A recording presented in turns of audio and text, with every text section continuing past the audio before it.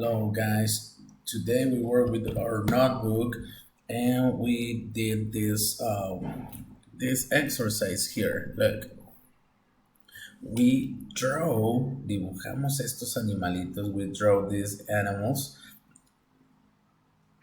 desde que están pequeñitos, ¿ok? Se los voy a poner un poquito más grandes para que ustedes lo puedan realizar. Vamos a ponerle los nombres. Aquí se los voy a dejar cómo deben de ir.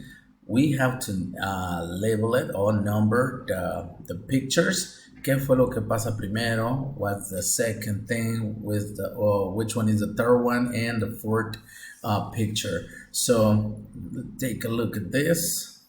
Ahí están los nombres y hay que dibujarlos en la libreta. Draw the animals and put the name on it and number it too. Ok, le ponemos los números y los nombres a estos animalitos. Ok, after that we work with worksheet doing additions. Hicimos algunas sumas y las vamos a estar practicando por aquí en clase diciéndolas así.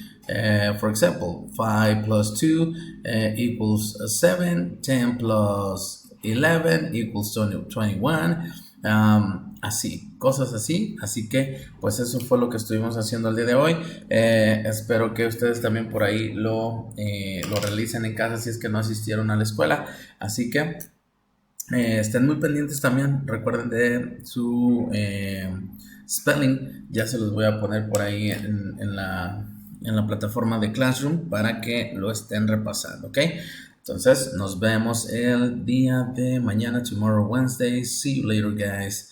Bye, bye.